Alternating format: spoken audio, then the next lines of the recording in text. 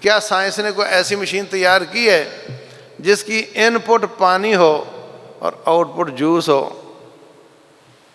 ہاں، اور پھر جوس بھی مختلف، ان پٹ تو پانی ہے نا، باغ ہے اس میں انگور ہیں، اس میں انار ہیں، اس میں دوسرے فروٹ ہیں، اور سب کو ایک ان پٹ دی جاتی ہے اور آؤٹ پٹ سب کی مختلف ہے۔ یہ اگر کوئی ایمان لانا چاہے تو اس کے لیے بہترین آیت ہے۔ اسلامک اسکالر فضیلت الشیخ مفتی محمد یوسف تیبی حفظہ اللہ تعالی، فاضل مدینہ یونیورسٹی، خطیب مرکز اقصی، جی ٹی روڈ، گجرانوالہ۔ الحمدللہ رب العالمین والصلاة والسلام علی رسولہ الکریم وعلی آلہ وصحبہ اجمعین۔ اشہد ان لا الہ الا اللہ واشہد ان محمدا عبدہ ورسولہ صلی اللہ علیہ وسلم۔ کل سورہ یوسف میں یوسف علیہ السلام کا قصہ چل رہا تھا، تو اس میں انہوں نے عورتوں کی سازشوں سے بچنے کے لیے یہ کہا کہ میرے لیے قید اچھی ہے۔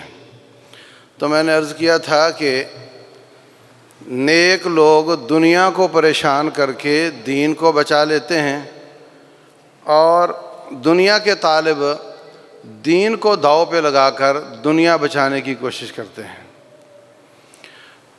تو اس کے بعد کیا ہوا کہ دو آدمی مزید جیل میں داخل ہوئے، وہ بھی اسی بادشاہ کے غلام تھے۔ انہوں نے کہا جی آپ ہمیں بڑے اچھے لگ رہے ہیں، آپ ہمیں ہماری خوابوں کی تعبیر بتائیں۔ خواب ہوتا کیا ہے؟ خواب بسا اوقات اللہ کی طرف سے ہوتا ہے، بسا اوقات شیطان کی طرف سے ہوتا ہے، اور بسا اوقات بندے کے اپنی طرف سے ہوتا ہے۔ جب رب کی طرف سے ہو تو وہ غیب کی خبر رکھتا ہے، آئندہ کیا ہونے والا ہے، غیب کی خبر اس میں ہوتی ہے۔ جب شیطان کی طرف سے ہو تو وہ ہوتا ہے جھوٹ، پریشان کن، بھاگ رہا ہوں تو جوتی نہیں مل رہی، لکھنا چاہ رہا ہوں تو قلم نہیں مل رہا، پریشان ہوں۔ اور بسا اوقات یہ ہوتا ہے کہ اچھا لوگوں کو عادت ہے کہ استخارہ کرتے ہیں تو پھر خواب کا انتظار کرتے ہیں، حالانکہ استخارے کا خواب سے کوئی تعلق نہیں ہوتا۔ اور شیطان چاہتا ہے شادیاں نہ ہوں، بدکاریاں ہوں، رحمان چاہتا ہے شادیاں ہوں۔ اب منگنی ہونے جا رہی ہو تو استخارہ شروع ہو جاتا ہے۔ اب استخارے میں کیا ہوگا، شیطان ان کی عقل کے ساتھ کھیلتا ہے، کوئی ایسا آڑا ٹیڑھا کوئی سانپ دکھا دے گا، وہ کسی سے تعبیر پوچھے گا، تعبیر بتانے والا بھی اسی طرح کا ہی ہوگا، وہ کہے گا بڑا خطرناک خواب ہے، تو وہ کہے گا جی ہمیں یہ رشتہ نہیں چاہیے، اور شیطان کا مقصد پورا ہو جائے گا۔ اور یہ خوش ہوگا کہ نبی صلی اللہ علیہ وسلم کی سنت ہے استخارہ، تو وہ ہم نے کیا ہے، پھر وہ جواب دے گا جی استخارہ ٹھیک نہیں نکلا۔ یہ ہمارا نیک لوگوں کا کام چل رہا ہے۔ کراچی میں ایک لڑکی تھی 35 سال کی، اس کے بھائی مجھے کہا شادی، میں نے ایک رشتہ دکھایا، اس نے کہا جی استخارہ ٹھیک نہیں نکلا۔ پھر جب تک میں کراچی رہا وہ 50-55 کی ہو گئی تھی، ابھی تک استخارہ کوئی بھی ٹھیک نہیں نکلا تھا۔ تو بھائیو یہ شیطان مسلمانوں کی عقلوں سے کھیلتا ہے۔ تو بس اچھا شیطان جو استخارے کا تصور ہے وہ یہ ہے کہ آپ نے گاڑی پسند کر لی، مستری کو دکھا لی، کاغذات والے کو دکھا لی، قیمت سمجھ میں آ گئی، اس سے کہو جی مجھے 10 منٹ دے، جائیں مسجد میں 2 رکعتیں ادا کریں، استخارے کی دعا پڑھیں، یا اللہ یہ گاڑی میرے لیے اچھی ہے تو مقدر کر دے، میرے لیے اچھی نہیں تو مجھ سے دور کر دے۔ واپس آ کر کے پیمنٹ کریں، گاڑی لے لیں۔ اگر وہ آپ کے لیے اچھی نہیں تھی تو اس کو کوئی اور گاہک مل گیا ہوگا، یا آپ کو اس کی کوئی اور چیز چیک کرنے کا یاد آ گیا ہوگا، وہ دیکھا تو وہ ٹھیک نہیں تھی، اللہ آپ سے دور کر دے گا، یا اللہ آپ کے مقدر کر دے گا۔ استخارے کا معنی یہ نہیں کہ آپ اس کے پاس سونا ہے اور کسی سے بات نہیں کرنی، پھر رات کو وہی آئے گی، ایسا کچھ نہیں ہوتا۔ تو یا رحمان کی طرف سے ہوگا یا شیطان کی طرف سے ہوگا یا اپنے نفس کی طرف سے ہوگا۔ پیٹ خراب ہے تو اور طرح کے خواب آئیں گے، نفسیاتی مریض ہے تو اور طرح کے خواب آئیں گے، اور سارا دن دکان پہ پریشان تھا تو اور طرح کے خواب آئیں گے۔ وہ اضغاث و احلام ہوتے ہیں، بیکار قسم کے خواب ہوتے ہیں۔ تو دو آدمی آئے خواب پوچھنے۔ ایک آدمی کہتا ہے کہ میں انگوروں کو نچوڑ کر شراب بنانے کے لیے جوس نکال رہا ہوں۔ دوسرے نے کہا کہ میرے سر پہ روٹیاں ہیں اور پرندے کھا رہے ہیں۔ کہنے لگے تعبیر تو تمہیں بعد میں بتاتا ہوں، یہ بتاؤ کہ زیادہ رب اچھے یا ایک رب اچھا؟ ان کو توحید کی دعوت دینا شروع کر دی۔ توحید کی دعوت دینے کے بعد ان کی تعبیر بتائی۔ تو یہ تعبیر بتانا ایک خیر خواہی ہے۔ تو کافر کے ساتھ بھی خیر خواہی کرو مگر ساتھ اس کے دعوت۔ رسول اللہ صلی اللہ علیہ وسلم یہودی کے بیٹے کی تیمارداری کے لیے گئے، حال وال پوچھ کر فرمایا قل لا الہ الا اللہ۔ اس نے کلمہ پڑھ لیا، کلمہ پڑھتے اس کی روح نکل گئی۔ تو خیر خواہی، تیمارداری، اس کے ساتھ دعوت۔ ان دونوں کو تعبیریں بتائیں۔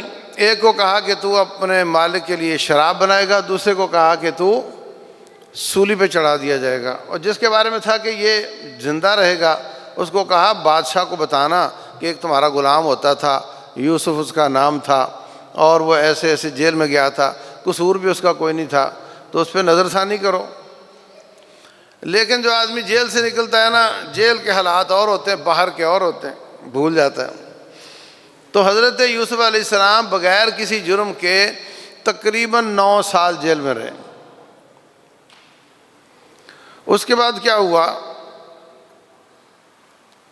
کہ بادشاہ کو خواب آیا، 7 گائے ہیں، وہ موٹی تازی ہیں، ان کو 7 گائے دبلی پتلی کھا رہی ہیں، موٹی گائیوں کو دبلی پتلی گائیاں کھا رہی ہیں، اور 7 سٹے، 7 بالیاں ہری ہیں اور 7 بالیاں وہ خشک ہیں۔ تو مجھے خواب کی تعبیر بتاؤ۔ ان کے جو تعبیر بتانے والے تھے کہنے لگے یہ تیرے اندر کا کوئی مسئلہ ہے، کوئی شیطانی نہیں، یہ کوئی نفسیاتی حالت کی وجہ سے بیکار خواب آیا، اس کی کوئی تعبیر نہیں۔ وہ جو جیل سے نکلا تھا اس نے دیکھا کہ دونوں کی تعبیر صحیح نکلی ہے، وہ سولی چڑھ گیا اور میں آ گیا ہوں۔ اس نے کہا اگر تعبیر پوچھنی ہے نا تو ایک بندہ جیل میں ہے، مجھے بھیجو۔ آپ بھیجا، جا کر کے ان کو پوچھا، انہوں نے کہا کہ 7 گائیاں ہری موٹی تازی کا معنی ہے کہ 7 سال ہوں گے جن میں بارشیں ہوں گی اور ان میں بہت زیادہ اناج آئے گا، اور 7 گائیاں جو دبلی ہیں وہ اگلے 7 سال 61 سالی کے ہوں گے، اور جو 7 سال ہریالی کے تھے ان کی جمع کی ہوئی گندم آپ اگلے 7 سالوں میں کھاؤ گے، مگر کچھ حصہ بیج کے لیے بچا کر رکھو گے۔ اس کے بعد 8ویں سال پھر بارش ہوگی تو پھر وہ بیج بویا جائے گا، پورے ریجن میں خشک سالی کی وجہ سے اناج نہیں ہوگا، قحط پڑا ہوا ہوگا، اور آپ لوگ بو گے تو سارا اناج آپ کے ہاتھ میں ہوگا، لوگ آپ کے محتاج ہوں گے، آپ سے آ کر کے لیں گے۔ اس نے جا کر بتایا، بادشاہ کو سمجھ آ گئی، کہنے لگا اس کو بلاؤ۔ یوسف علیہ السلام کو جا کر کہا جی بادشاہ کہہ رہے ہیں ان کو باہر نکالو۔ کہنے لگے میں نہیں نکلتا، پہلے میرا کھاتا صاف کرو، پہلے مجھے بتاؤ کہ میرا جرم کیا تھا۔ بلا لیا اس نے اپنی بیوی کو اور ان عورتوں کو، سب نے اقرار کیا کہ انہوں نے کچھ نہیں کیا، ہم نے گناہ کیا، ہم نے زیادتی کی۔ تو اقرار کروانے کے بعد نکلے۔ بادشاہ نے کہا آپ کو میں وزارت دیتا ہوں، تو کہا اگر وزارت دینی ہے تو پھر مجھے مالیات کی خزانے کی وزارت خزانہ دے دو، میں اس کو ٹھیک طریقے سے چلاؤں گا۔ اور پھر انہوں نے اسی ترتیب سے اناج بویا، اسی ترتیب سے جمع کیا، اور اس کی ہارویسٹنگ نہیں کی بلکہ سارا اناج بالیوں کے اندر رہنے دیا۔ یہ سیو کرنے کا بہترین طریقہ ہے، نہ اس کو چونٹی کھائے گی اور نہ اس کو کیڑا کھائے گا، تو جتنا نکالنا نکال کے استعمال کر لیتے تھے۔ تو اب دور دراز سے دنیا آ رہی ہے ان کے پاس اناج لینے کے لیے، تو پتہ نہیں چلا کہ کب ان کو عزیز مصر کا لقب مل گیا۔ اگلی آیات میں ان کو ایھا العزیز، اے بادشاہ، یہ لفظ استعمال ہونا شروع ہو گیا۔ تو لگتا ہے کہ جس کے پاس پیسہ ہوتا ہے نا، اسی کے پاس اختیار ہوتا ہے۔ وزارت اس کے پاس کوئی بھی ہو، پیسے کی وجہ سے اس کے پاس اختیارات آ جاتے ہیں۔ تو یوسف علیہ السلام بادشاہ بن بیٹھے۔ اب دنیا آ رہی ہے، ان کے بھائی بھی آئے ان کے پاس لینے کے لیے، ان کو دے دیا اور کہا کہ اور کتنے بھائی تمہارے؟ بولے اور بھائی بھی آئے۔ بولے اس کو بھی لے کر آنا، اور نہیں لے کر آئے نا تو کچھ نہیں ملے گا، اور ان کے پیسے بھی ساتھ ہی اس میں رکھ دیے۔ اگلی بار وہ آئے بھائی کو لے کر، تو بھائی کو انہوں نے احسان کرنے کے لیے سونے کا کٹورا اس کو دے دیا۔ لوگ سمجھتے ہیں کہ کٹورا اس کو دے کر چور بنایا خود تاکہ بھائی کو رکھ سکے۔ زیادہ درست بات یہ لگتی ہے کہ انہوں نے تو کٹورا نیکی کی تھی، احسان کیا تھا کہ میرا بھائی، اس کو میں پیسے دے دوں اور دوسرے بھائیوں کو پتہ بھی نہ چلے۔ آپ نے کسی ایک نوکر کو کہا کہ اس میں یہ کٹورا رکھ دو، یا خود رکھ دیا ہوگا۔ اب ہوا یہ کہ انہوں نے اپنے کرندوں کو نہیں بتایا کہ میں نے کٹورا اس میں رکھ دیا ہے۔ انہوں نے کٹورا تلاش کیا، ملا نہیں، انہوں نے شور کر دیا جی چوری ہو گئی، چوری ہوگی، چوری ہوگی، کہا تلاش کرو، تو کٹورا نکلا ہے بھائی کے اس میں سے۔ انہوں نے خود رکھ کے خود چور نہیں بنایا ان کو، انہوں نے احسان کا ارادہ کیا، مگر کسی اور نے تلاش کیا، ان کو انہوں نے اعتماد میں نہیں لیا تھا کہ میں نے رکھا ہے، اس نے شور کر دیا۔ اللہ فرماتے ہیں کذالک کدنا لیوسف، یہ چال ہم نے چلی تھی یوسف علیہ السلام کے لیے تاکہ وہ اپنے بھائی کو پاس رکھ سکیں۔ یہ ہے ہیلا، حلال کو حلال کرنے کے لیے۔ بھائی کو پاس رکھنا جائز تھا نا، حلال تھا، مگر وقت کا قانون اجازت نہیں دیتا تھا، تو ہیلا کر کے بھائی کو پاس رکھا۔ ہیلا رب کہتے ہیں میں نے کیا تھا، کذالک کدنا لیوسف، ہم نے کیا تھا۔ ان کا جو احسان تھا اس کو ہم نے گلے کا پھندا بنا دیا اور وہ ادھر آ گئے۔ جب وہ پاس آئے تو ان کو کہا کہ تو میرا بھائی ہے، میں تیرا حقیقی بھائی ہوں، پریشان نہیں ہونا۔ اب وہ گھر گئے تو انہوں نے کہا کہ ابا جان وہ بھائی تو انہوں نے رکھ لیا ہے، اس نے چوری کی تھی۔ والد صاحب کہتے ہیں پہلے تم نے ایک بیٹے کے ساتھ زیادتی کی اور ان کو پتہ نہیں کہاں گم کر دیا ہے، اور اب دوسرا لے گئے ہو۔ اللہ تعالیٰ ہی میرا مددگار ہے، تمہاری دلیلیں تم پر تو مجھے کوئی اعتماد نہیں۔ کہنے لگے جی جاؤ جا کر کے بستی والوں سے پوچھ لو، 1000 گواہ موجود ہے وہاں پہ۔ ایک بھائی جو سمجھدار تھا وہ کہنے لگا میں تو ابا کا سامنا نہیں کر سکتا، میں تو نہیں جا رہا، تم خود ہی جاؤ، جا کر بات کرو۔ اگلی بار جب وہ آئے ہیں تو کہنے لگے جی اب تو ہمارے پاس پیسے بھی کم ہیں، حالات خراب ہیں، آپ لیکن اناج آپ پورا دینا، پیسے ہم تھوڑے لے کر آئیں مگر اناج پورا دینا، اس لیے کہ ہم بڑے غریب ہیں۔ یہاں آ کر کے یوسف علیہ السلام نے بھانڈا پھوڑ دیا، کہنے لگے تم جانتے ہو کہ تم نے بھائی یوسف کے ساتھ کیا کیا تھا؟ توجہ سے دیکھا اس کی طرف، اچھا تو آپ ہیں وہ؟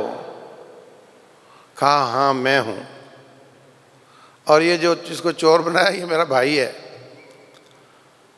قد من اللہ علینا، اللہ نے ہم پر احسان کیا، انہ من یتق ویصبر، جو صبر اور تقوی اختیار کرتا ہے پھر اللہ اس کی محنت کو ضائع نہیں کرتا۔ صبر اور تقوی، ڈٹے رہنا، لگے رہنا، جڑے رہنا اور اللہ سے تعلق ٹھیک رکھنا، پھر اللہ تعالیٰ اس کا اجر ضائع نہیں کرتا۔ تو بڑے رونے دھونے لگ گئے اور بڑے معذرتیں کرنے لگ گئے، کہا ٹھیک ہے معاف کیا، یہ میری قمیص لے جاؤ، والد صاحب کے آنکھوں پہ لگاؤ، وہ ٹھیک ہو جائیں گی، آنکھیں درست ہو جائیں گی، اور سب آ جاؤ۔ سب آ گئے تو تخت پر چڑھے تو سب نے 11 بھائیوں اور 2 والدین نے ان کو سجدہ کیا۔ اس زمانے میں تعظیمی سجدہ جائز تھا۔ رسول اللہ صلی اللہ علیہ وسلم فرماتے ہیں سارے نبی یوں سمجھو باپ ایک ہے ہمارا اور مائیں مختلف ہیں، کہ دین ہمارا ایک ہے، شریعتیں مختلف ہیں، توحید، شرک سے بچنا، آخرت کا تصور رکھنا، یہ سب کا تھا، مگر شریعتیں کسی میں تعظیمی سجدہ جائز ہے، کسی میں ناجائز ہے۔ اور آدم علیہ السلام کے زمانے میں بہن بھائی کی شادی ہو جاتی تھی اور کوئی تھا ہی نہیں، اب جائز نہیں ہے۔ تو یہ شریعتیں مختلف رہی ہیں، دین سارے انبیاء کا ایک ہے، کسی نبی کے دور میں کفر اور شرک جائز نہیں تھا۔ تو یہ سورہ یوسف کا پورا واقعہ اور اس کا قصہ ہے۔ ایسے ہی ہمارے نبی صلی اللہ علیہ وسلم کے بھی اپنے رشتہ داروں نے زیادتیاں کی، ان کو وطن چھوڑنا پڑا تو میرے نبی صلی اللہ علیہ وسلم کو وطن چھوڑنا پڑا، ان کو جیل میں جانا پڑا تو آپ کو بھی 3 سال شیب ابی طالب میں جیل جانا پڑا، اور ان کو بھی تکلیفوں پر صبر کرنے کے بعد اللہ نے حکومت عطا فرمائی تو ان کو بھی اللہ نے حکومت عطا فرمائی۔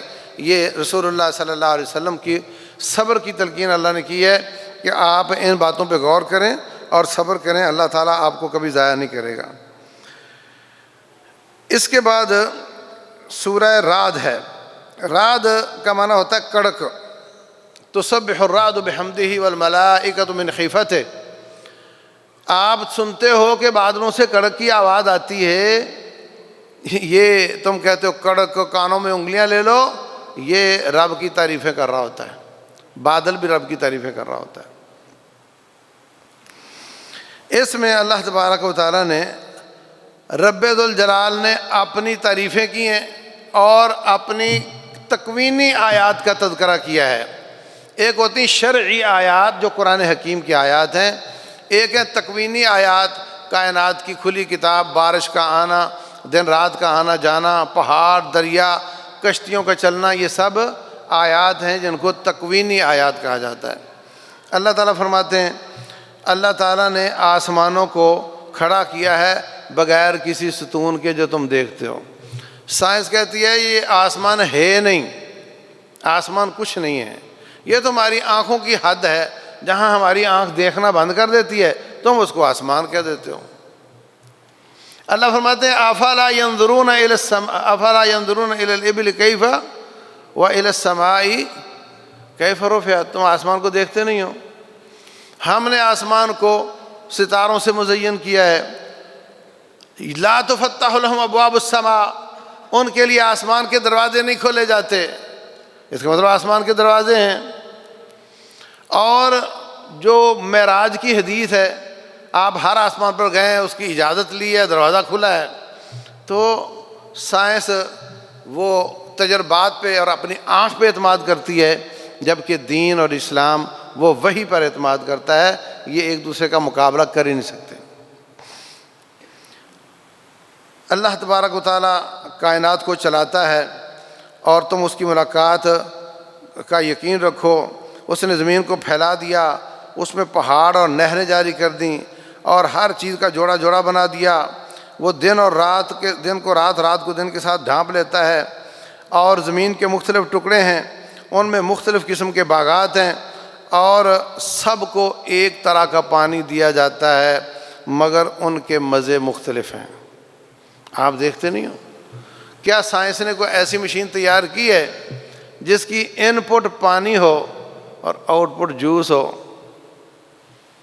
ہاں، اور پھر جوس بھی مختلف، ان پٹ تو پانی ہے نا، باغ ہے اس میں انگور ہیں، اس میں انار ہیں، اس میں دوسرے فروٹ ہیں، اور سب کو ایک ان پٹ دی جاتی ہے اور آؤٹ پٹ سب کی مختلف ہے۔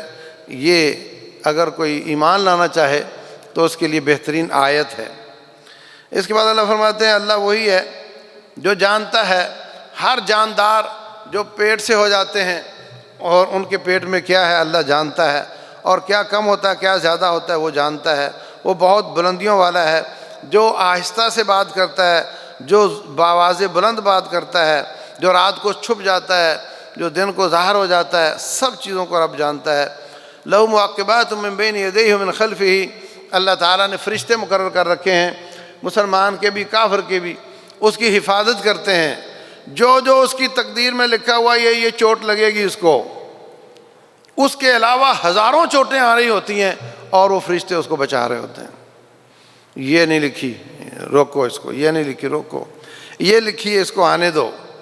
اگر یہ نہ ہو اور ساری چوٹیں آنا شروع ہو جائیں تو ہم 4 دن نہیں نکال سکتے۔ آنکھ جھپکنے کی مدت اگر ہمیں اپنے سپرد کر دیا جائے تو ہم ہلاک ہو جائیں۔ اس لیے ہمیں اللہ تعالیٰ سے ڈرنا چاہیے۔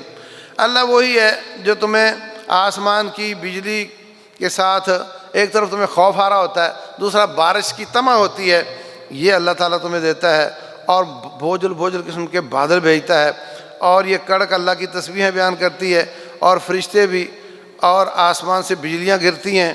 یہ سب اللہ تعالیٰ کی نشانیاں ہیں۔ کبھی آپ نے تصور کیا کہ بارشوں سے سیلاب آ جاتے ہیں؟ ہاں، اتنا پانی آ جاتا ہے کہ مکان ڈوب جاتے ہیں، ہوتا ہے ایسے بارشوں سے۔ اور اتنا بڑا پانی جو گھروں کو شہروں کو ڈبو دے، وہ فضا میں بغیر ٹینکر کے رکھا ہوتا ہے۔ کوئی ٹینکر نہیں ہے مگر اس میں وہ پانی ہے، اور بہت زیادہ پانی ہے اور رکھا ہوا ہے۔ فَيُصِيبُ بِهِ مَن يَشَاءُ وَيَصْرِفُهُ عَن مَّن يَشَاءُ، جہاں رب حکم دیتا ہے وہاں بارش ہوتی ہے، جہاں اللہ منع کرتا ہے وہاں بارش نہیں ہوتی۔ یہ سب اللہ کی آیات ہیں جو اللہ تعالیٰ کی طرف بلاتی ہیں، اللہ کی توحید پر گواہی دیتی ہیں۔ اور جو لوگ اللہ تعالیٰ کی اس دعوت پر کان نہیں دھرتے، ان کی مثال ایسے ہے جیسے کوئی پانی کے پاس بیٹھ کر کہے منہ کھول کر کہ آ پانی میرے منہ میں چلا جا، تو جس طرح وہ پانی خود نہیں آتا، تو یہ ساری کائنات کیسے خود بخود چل رہی ہے؟ یہ رب ذوالجلال ہی چلا رہا ہے۔ اللہ تعالیٰ نے اس صورت میں تکوینی آیات کے ذریعے توحید کا اس بات کیا ہے۔ وہ لوگ جو اللہ کے مقابلے میں پکارتے ہیں، اللہ کی بات نہیں مانتے، ان کی مثال ایسے ہے جیسے کوئی منہ کھول کر بیٹھا ہو اور وہ تاکہ پانی چلا جائے، مگر ایسا نہیں ہوگا۔ کیا تم اللہ کے علاوہ اولیاء کو معبود بناتے ہو جو اپنے آپ کے مالک نہیں ہیں، اپنے نفع نقصان کے مالک نہیں ہیں؟ کیا نبینا اور آنکھوں والا برابر ہو سکتا ہے؟ یعنی تم معبودوں کو، کوئی قبر، کوئی حجر، کوئی شجر، کوئی زندہ، کوئی مردہ، ان کو معبود بناتا ہے۔ رب نے فرمایا یہ سارے کام میں کرتا ہوں، اب لاؤ میرے مقابلے میں وہ کیا کرتے ہیں؟ وہ تو اپنے آپ کے مالک نہیں ہیں، وہ اپنے نفع نقصان کے مالک نہیں، وہ معبود کیسے ہو سکتے ہیں؟ اللہ اکبر۔ اللہ تبارک و تعالیٰ نے ایک اور نشانی بیان کی ہے حق اور باطل کی۔ فرمایا پانی چلتا ہے تو وہ تیزی سے چلنے کی وجہ سے اس کے اوپر جھاگ آ جاتی ہے، جھاگ ہی جھاگ ہوتی ہے اوپر سے، اور اندر اندر اس کے پانی ہوتا ہے۔ اما ما ينفع الناس فيمكث في الارض، جو نفع مند چیز ہے وہ تو فائدہ دینے والی زمین میں رہ جاتی ہے، اور جھاگ ہوا سے اڑ جاتی ہے۔ تو جو کام کرنے والے لوگ ہوتے ہیں وہ نیچے نیچے ہوتے ہیں، وہ زیادہ اپنے آپ کو شو نہیں کرواتے، اور جو اوپر اوپر کریڈٹ لینے والے ہوتے ہیں وہ کام کے نہیں ہوتے، وہ ہوا سے اڑ جاتے ہیں۔ اصل چیز جو بنیاد ہے جس کے اوپر پوری بلڈنگ کھڑی ہوتی ہے وہ کسی کو نظر نہیں آتی۔ تو اللہ تعالیٰ نے مثال دی ہے کہ سونے کے اوپر بھی جھاگ آ جاتی ہے پگھلانے سے، پانی کے اوپر بھی آ جاتی ہے، کھرا کھرا ہوتا ہے، کھوٹا کھوٹا ہوتا ہے، جھاگ میں کھوٹ ہوتی ہے، اور اصل جو نیچے بیٹھ جاتا ہے وہ خالص ہوتا ہے۔ اس کے بعد اللہ تعالیٰ نے وہ لوگ جو اللہ تعالیٰ کی بات ماننے والے ہیں ان کے اوصاف بیان کیے ہیں۔ فرمایا کہ وہ لوگ اللہ کے وعدے کو پورا کرتے ہیں، اللہ کے عہد کو توڑتے نہیں، صلہ رحمی کرتے ہیں، اللہ تعالیٰ سے ڈرتے ہیں، اور اللہ کو خوش کرنے کے لیے صبر کرتے ہیں، نماز قائم کرتے اور صدقات کرتے ہیں، ظاہری طور پر بھی اور مخفی طور پر بھی، اور برائی کا جواب اچھائی کے ساتھ دیتے ہیں، ان کے لیے آخرت کا گھر ہوگا۔ وہ لوگ جو اللہ کو یاد کرتے ہیں ان کا اللہ تعالیٰ دل مطمئن کرتا ہے، اور اللہ کی یاد سے ہی دل مطمئن ہوتے ہیں۔ اس کے بعد سورہ ابراہیم ہے۔ ابراہیم جو ہے یہ حضرت ابراہیم علیہ السلام کا نام ہے، ان کا قصہ اس صورت میں بیان ہوا ہے، اس لیے یہ سورہ ابراہیم ہے۔ شروع میں اللہ تبارک و تعالیٰ نے قرآن حکیم کے نزول کا مقصد بیان کیا ہے۔ اللہ وہ ہے جس نے آسمان سے کتاب نازل کی تاکہ تو لوگوں کو اندھیروں سے نور کی طرف لے کر جائے، اور اس کے بعد فرمایا ہم نے تمام انبیاء کو ان قوموں کی زبان میں بھیجا ہے، قوموں کی زبان میں بھیجا ہے، اس لیے وہ ان کو سمجھا سکیں۔ اگر ہمارے علاقے میں کوئی انگریز نبی آتا تو ہم تو سمجھ نہیں سکتے تھے، ہاں کوئی جاپن نبی آ جاتا تو ہم نہیں سمجھ سکتے تھے، تو اللہ تعالیٰ نے ہر قوم میں ان کی زبان میں ہی نبی بھیجا ہے تاکہ ان کو سمجھا سکے۔ تو اس وجہ سے ہم کہتے ہیں کہ وعد و ارشاد قوم کی زبان میں ہونا چاہیے۔ آج تک ہمارے پڑوسی وہ خطبہ عربی میں پڑھتے ہیں، اس سے پہلے تقریر کرتے ہیں، پتہ ہے آپ کو، پہلے تقریر کرتے ہیں، پھر اذان ہوتی ہے، پھر عربی میں خطبے ہوتے ہیں 2، پھر نماز ہوتی ہے۔ اس کی وجہ کیا ہے کہ وہ اردو میں خطبے کو جائز نہیں سمجھتے۔ اب لوگوں کو سمجھ کچھ نہیں آ رہی تو پھر کہتے ہیں ہم خطبے سے پہلے تقریر کر لیتے ہیں، تو پہلے وہ تقریر کر لیتے ہیں، وہ سمجھتے ہیں یہ خطبہ نہیں ہے، پھر اذان ہوتی ہے، پھر اس کے بعد وہ عربی میں خطبے پڑھتے ہیں اور نماز پڑھ لیتے ہیں۔ وہ سمجھتے ہیں کہ عربی کے علاوہ خطبہ جائز نہیں۔ ہم اس آیت کی وجہ سے سمجھتے ہیں کہ ہر قوم کا نبی ان کی زبان میں آیا تھا، تو ہم بھی قوم کو سمجھائیں گے تو وہ ان کی زبان میں ہی ہونا چاہیے۔ ہم اذان کے بعد شروع کرتے ہیں کیونکہ ہم اردو والے کو بھی خطبہ ہی سمجھتے ہیں، یہ وجہ ہے۔ جو لوگ اللہ تعالیٰ کی نعمتوں کا اقرار بھی کرتے ہیں اور اس کی قدر بھی کرتے ہیں، ان کو اللہ تعالیٰ اور دیتا ہے۔ وَإِذْ تَعَذَّنَ رَبُّكُمْ لَئِن شَكَرْتُمْ لَأَزِيدَنَّكُمْ، یہ ایک مطلق قانون ہے، عورت ہو یا مرد ہو، جو بھی کسی چیز کی قدردانی کرے گا اللہ اس کو اور دے گا، اور ناقدری کرے گا اللہ نعمتیں چھین لے گا۔ سابقہ قوموں نے اپنے انبیاء کی ناشکری کی تو اللہ تعالیٰ نے ان کو تباہ و برباد کر دیا۔ اس کے بعد ابراہیم علیہ السلام کا قصہ شروع ہوتا ہے کہ انہوں نے اپنے بیٹے اور بیوی کو، حضرت سارہ سے اولاد نہیں تھی، تو وہ جو ظالم ان کو پکڑنے لگا تھا اس نے ان کو ایک لونڈی دی تھی۔ لونڈی خدمت گار ہوتی ہے، اور جو خدمت گار ہوتا ہے اس کو عربی میں آجر کہتے ہیں، اردو میں بھی آجر اجیر کا لفظ استعمال ہوتا ہے۔ آجر کا معنی اجرت پر کام کرنے والا یا اجرت پر کام لینے والا، تو عربی میں الف سے پہلے ہا بھی پڑھی جاتی ہے، تو آجر سے حاجر ہو گیا۔ یہ اس کا معنی ہے نوکرانی، یہ معنی ان کا نام شاید کچھ اور ہو، تو ان کو حاجر یا آجر کہا جاتا ہے، یا حاجرہ یا آجرہ، اس لیے کہ وہ اس ظالم بادشاہ نے خدمت کے لیے دی تھی۔ تو حضرت سارہ کہنے لگیں کہ اللہ نے اولاد نہیں دی تو آپ یہ لونڈی رکھ لیں، اللہ تعالیٰ ہو سکتا ہے آپ کو اولاد دے دے۔ تو جب اللہ نے ان کو اسماعیل کے ساتھ نواز دیا تو تھوڑی ٹینشن کریٹ ہوئی، تو پھر اللہ کے حکم پر ان کو فلسطین سے آ کر کے مکہ میں چھوڑ دیا۔ فلسطین تھا یا عراق تھا غالباً، تو وہاں سے آ کر مکہ چھوڑ دیا، اور مکہ میں کچھ نہیں تھا۔ کہنے لگی، بیوی کہتی ہے جی آپ ہمیں چھوڑ کے جا رہے ہیں، ہمارے ہاں تو زچگی میں لوگ چھٹیاں لے لیتے ہیں، میں نوکری پر نہیں جاؤں گا، اللہ نے مجھے بچہ دیا اور گھر میں اور کوئی نہیں ہے، میں گھر میں خدمت کروں گا، اور آپ ہمیں چھوڑ کے جا رہے ہیں جہاں پہ کوئی انتظام نہیں ہے، نہ سیکورٹی کا، یعنی کوئی بلہ آئے آ کر کے بچے کو کھا سکتا ہے، جنگلی بلہ، اور باقی بڑے بڑے جانور بھی ہوتے ہیں، اور پینے کے لیے پانی نہیں، کھانے کے لیے کھانا نہیں، کس کے سپرد کر کے جا رہے ہیں؟ دل غمگین تھا، بڑھیپے میں بچہ ملا تھا، اللہ نے حکم دیا اس کو یہاں چھوڑنا ہے، تو منہ سے آواز نہیں نکل سک رہی، تو اشارہ کر کے کہتے ہیں کہ اللہ نے حکم دیا ہے۔ وہاں سے سائڈ پر ہوئے، جا کر رب سے کہتے ہیں رب انی اسکنت من ذریتی بواد غیر ذی زرع، یا اللہ میں نے اپنی اولاد کو ایسی جگہ پہ چھوڑ دیا ہے، وہاں پہ آباد کر دیا ہے جہاں کوئی کھیتی ویتی نہیں ہوتی، آپ کو تو پہلے ہی پتہ نہیں ہوتی۔ ربنا لیقیموا الصلاۃ، یا اللہ تاکہ وہ تیرے گھر کے پاس نمازی بن جائیں۔ کہہ سکتے تھے کہ یا اللہ تیرے حکم پہ چھوڑ دیا ہے، کہا تاکہ وہ نمازی ہو جائیں۔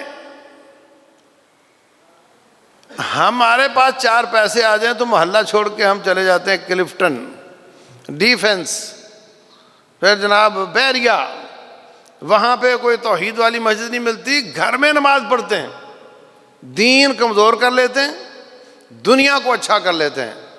ابراہیم علیہ السلام نے دنیا کمزور کر لی، بستی بساتی آبادی سے نکال کر جنگل میں جا کر لا کر آباد کیا، دنیا کمزور کر لی دین بچانے کے لیے۔ کہتے ہیں یا اللہ تاکہ میرے بچے نماز پڑھیں۔ تو وہاں پر ایک قبیلہ آیا، پہلے تو 2 پہاڑیاں ہوتی نا اس طرح، بیچ میں تھوڑا سا خالی فاصلہ تھا دونوں پہاڑیوں کے، صفا مروہ۔ اس پہ چڑھتی ہیں کہ میں دیکھوں دور کہیں کو کوا نظر آئے، شاید وہاں پانی ہو، کوئی نظر نہیں آتا، نیچے اترتی ہیں، اتار چڑھاؤ آہستہ ہوتا ہے، اور جو درمیانی جگہ وہ دوڑ کر ہوتی ہے۔ پھر اگلی پہاڑی پہ چڑھتی ہیں، وہاں بھی چڑھائی آہستہ ہوتی ہے، پھر اترائی بھی آہستہ ہوتی ہے، اور درمیانی حصہ پھر تیزی سے ہوتا ہے۔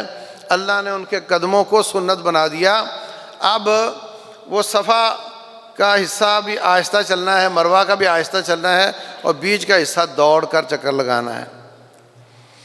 تو اللہ تعالیٰ نے ان کے قدموں کے نیچے سے زمزم کا چشمہ نکال دیا، اور اس چشمے کی وجہ سے پھر ایک اور قبیلہ آ کر کے آباد ہو گیا، اور انہی میں ہی حضرت اسماعیل علیہ السلام کی شادی ہو گئی۔ تو اس طریقے سے اللہ نے اپنے گھر کو آباد کر دیا۔ ان کو اللہ نے اولاد دی، تو بعد میں حضرت سارہ کو بھی بڑھیپے میں اولاد دے دی، وہ تھے اسحاق علیہ السلام۔ پھر حضرت اسحاق کی اولاد سے یعقوب، اور یعقوب کے یہ 11 بیٹے علیہ السلام، اور اس کے بعد پھر سینکڑوں نبی ان کی اولاد سے آئے، اور بنی اسرائیل کے، اور جو حضرت اسماعیل تھے ان کی اولاد سے کوئی نہیں، اور آخر میں آ کر کے رسول اللہ صلی اللہ علیہ وسلم حضرت اسماعیل علیہ السلام کی اولاد سے آئے۔ تو اس طریقے سے اللہ تعالیٰ نے ان کی اس دعا کو پورا کیا کہ یا اللہ میری اولاد سے ایک بندہ ایسا ہو جو ان پر آیات کی تلاوت کرے، ان کو پاک کرے، اور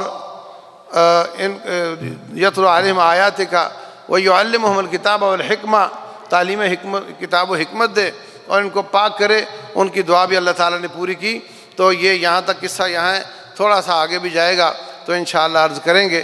اللہ تبارک و تعالی ہمیں ان اسباق پر عمل کرنے کی توفیق دے جو ہمیں ان واقعات سے ملتے ہیں، اور کتاب و سنت پر عمل کرنے اور سمجھنے کی توفیق دے۔ واللہ تعالی اعلم، وصلی اللہ وسلم وبارک علی نبینا محمد۔